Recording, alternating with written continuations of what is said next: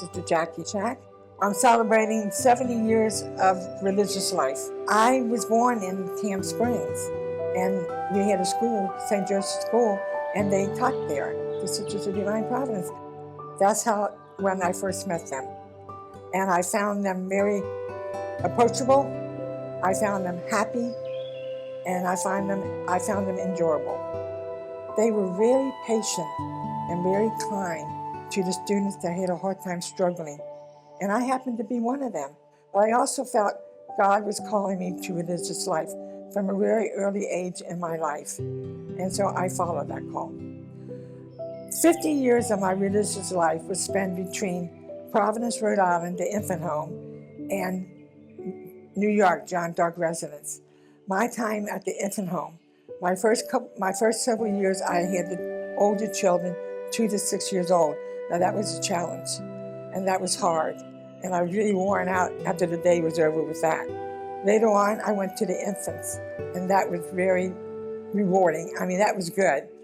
And what I liked about that so much, not all the time, but there were times when I was able to meet the adopted couples.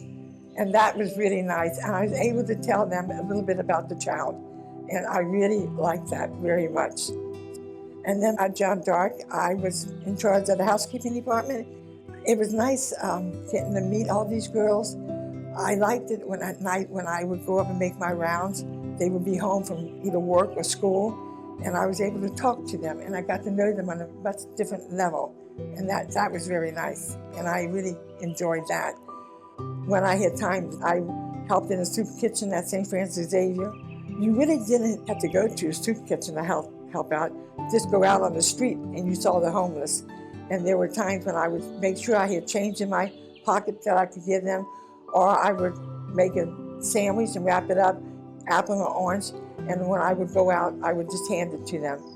And that was one way of ministering to the poor outside of what I was doing in the house. I got a phone call for the St. Anthony Messenger.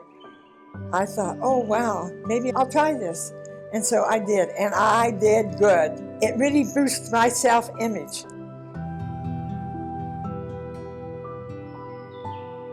This woman, when I called on the phone, said, "You're the first human voice I heard in 2 weeks."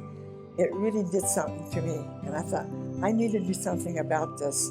So I would write their address down and their telephone number, and I would either write them or I would call them again just to make sure they were okay. And they really, really appreciated that very much. And I did get some letters back from them telling me how much they appreciated me doing that.